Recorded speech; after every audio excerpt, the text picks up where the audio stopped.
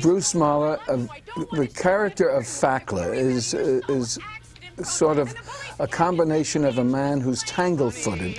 In other words, always doing things that cause effect to somebody else. He's accident-prone, but not for himself. Other people have accidents. He's a combination of that kind of character, as well as somebody who's always dreaming of other things. And Deborah Lee Scott, who plays Bruce's wife, Fackler's wife, she reacted to all these sight gags, being hit by the car door, holding on to the hood of the car, all these things, and she did it nobly and beautifully, and she was a great addition to the opening of this film. Hugh Wilson created an atmosphere that you wanted to improv.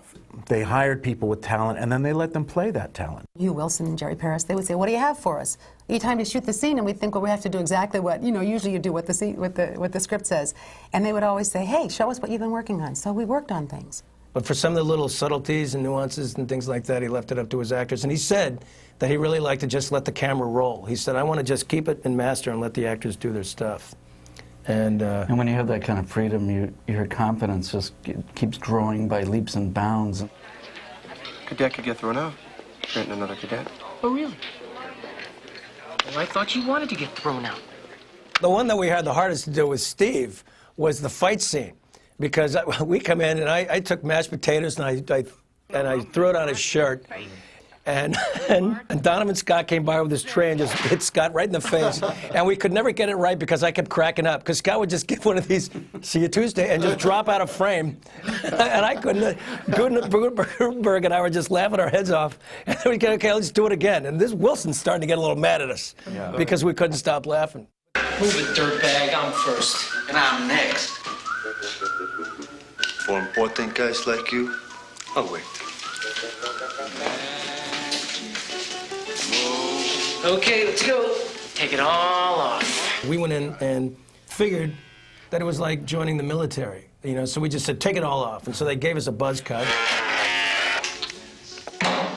It was poorly timed because it turned out that the shooting schedule was put together and they decided to do the haircut scene where we actually got our heads shaved before they show us arriving. So they can't show us arriving without hair. So they had to go out when we were here in Los Angeles, before we even went to Toronto. Scott and I had to go get fitted for these wigs. Atrocious wigs. Which we call hair hats.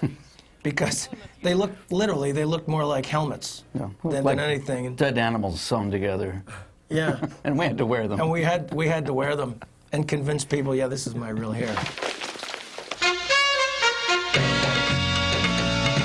Turned out that the guy that was our dresser, for the three of us, actually, he said, oh, I've got plenty of friends. Right. And because Hugh said we with need... their own wardrobe.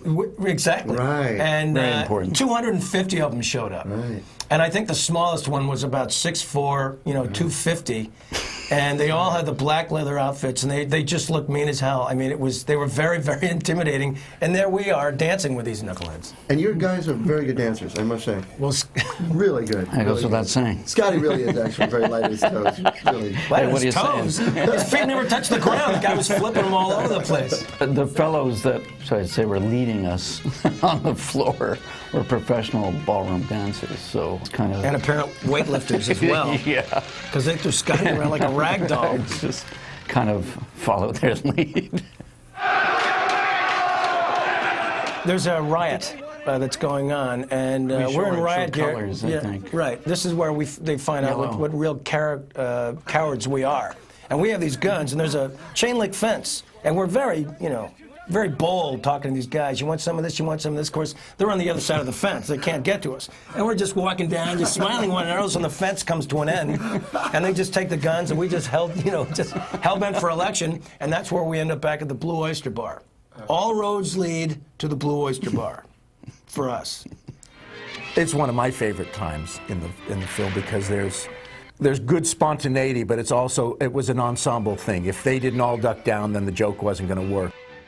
I went to Steve that night, and I said, look, man, I am driven in 12 years. There's no way I can pass that driving test. Can you help me?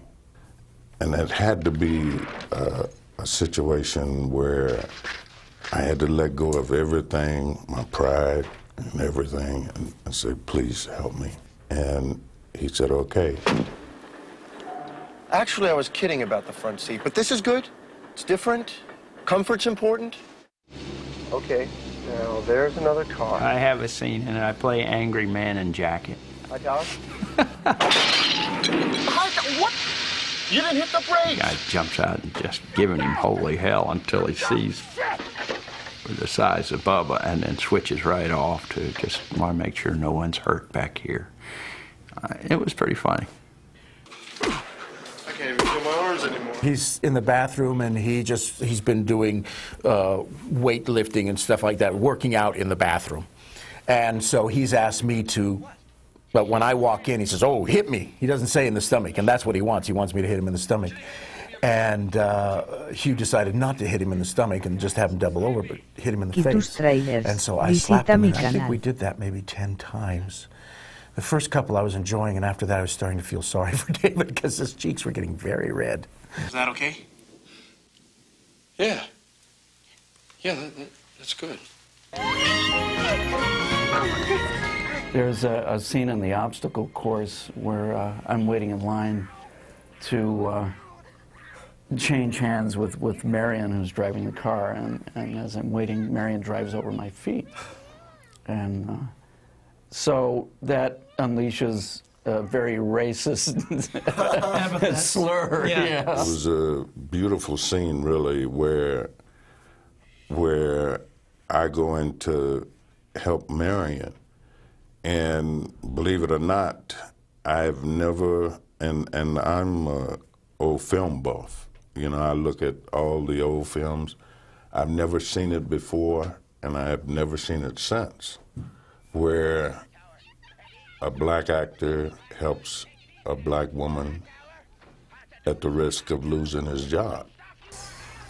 Well, I'll tell you that Hightower, I mean, this guy was my hero in the movie. And the bottom line is that scene that we do together with the car being turned over, you know, getting turned over, and that was a magical moment. So Bubba's my hero.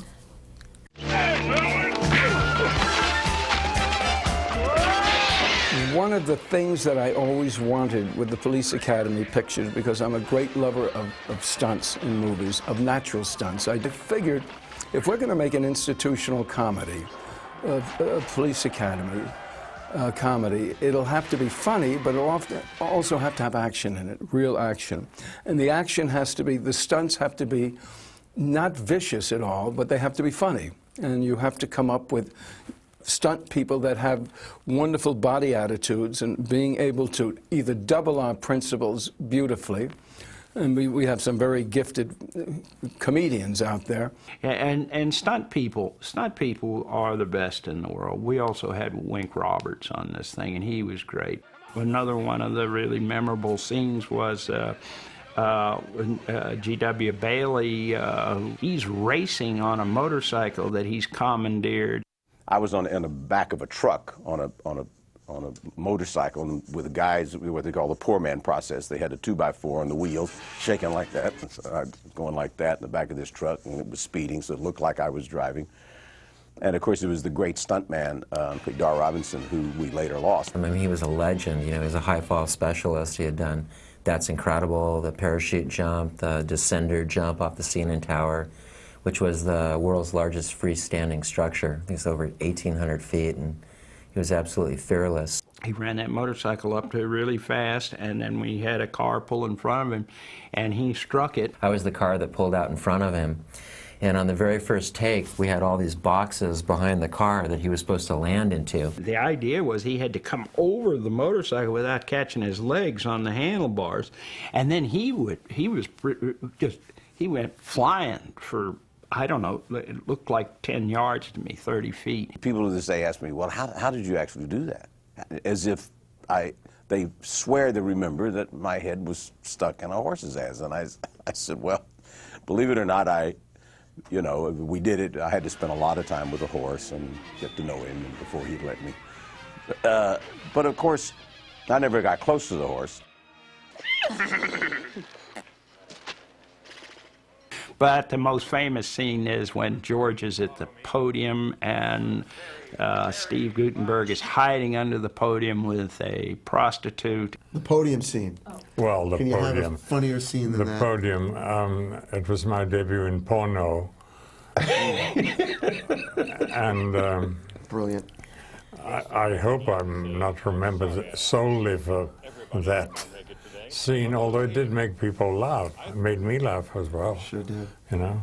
Now, this is a guy who's, you know, he does Chekhov, and he studied opera in Italy and everything. And he said, I just wonder, you know, it seems to me we're skirting a fine line here between funny and vulgar. And I said, well, I have a feeling it's both funny and vulgar.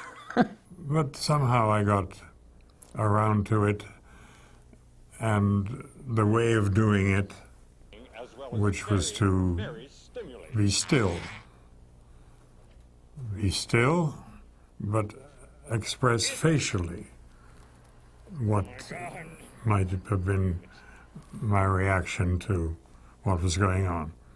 And that seemed to be the right procedure.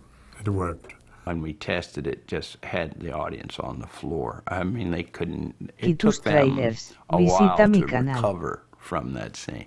Alan Ladd Jr., who was running the studio, running the Alan Ladd Company, who actually was the company that I made this picture for, and Warner Brothers. It was Laddie who came up with that. It was just terrific.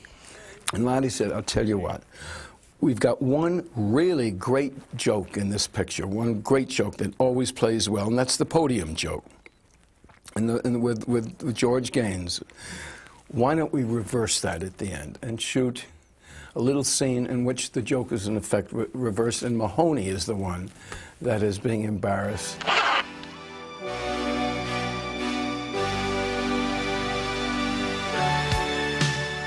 But of course, overall, I mean, it's a classic. It's a classic in film, a classic in literature. You get a group of seemingly losers together, and they turn out to be the heroes and the champions. Yeah, it's a wonderful story. That they all had something different about them, all had something flawed about their character, and in the end, you see that those flaws actually are their strengths.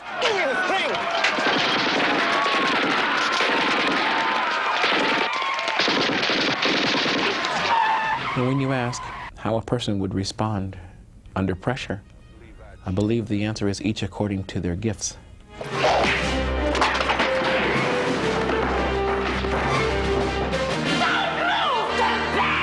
The sound guy was like, whoa, because he had been taping me on the other voice. The heck's voice, that one, you know. And they were wondering, where did that, was something wrong with the equipment? You notice that it became a family, even though everyone was dysfunctional. A dysfunctional family, but nonetheless, but still a family. And you notice how everyone seemed to come together at the same time. With the timing of the film was wonderful. But you notice how, even in life, you know, when the underdogs band together, they're actually better than the regulars. Now I'm back in the academy, you know, and we got an award and a promotion, Steve and I, and that was really great. When I started Police Academy, I sensed it could, as an institutional comedy, it might have a shot, but I never thought it would do what it did. Never, never, never. And on opening night, I got calls from a lot of the actors. They had gone down to the Grauman Chinese Theater and all that to see if anybody was going to show up. And I remember I watched it from the projection booth because I was so nervous. And the film ran, everybody laughed, and I walked out and my manager grabbed me and he pulled me aside and he said, I'm putting you into a TV series immediately. This is going to be the biggest bomb Hollywood has ever seen. The remarkable thing about it is that the comedy translates into every single language. It's very visual comedy. It's kind of slapsticky, and people always respond to slapstick, it seems. It's just that they were internationally such a success, and we've made so many friends all over the world. We were in Madrid, and there was this really long line, about a block and a half long, of people waiting to go into a movie. And I thought, well, I guess Spielberg's got, you know, something in town. And damn if it wasn't, I think, LOCA de Police Academy. Oh, Police Academy. Fantastic. I love this Police Academy. Beautiful film. The best thing about the Police Academy movies are the fans. I get stopped in the street or somewhere. On the train coming here today, there were people saying hello and thanking me and all that. I'm almost 60 years old. I'm standing out in the middle of a restaurant going, Proctor! And they all scream, and, you know, like I'm a rock star. I'm an old Police Academy rock star, screaming Proctor to the crowd. Walked in that stadium and they said, High Tower, 80,000 people. High Tower. I said, boy, my whole football career has gone down the drain because of a movie. That's how powerful that movie was. I could be notorious, you know, I mean, it could be worse. I could be, you know, famous for things that are very ugly. But if this is what life has handed me, I'll take it. It's great.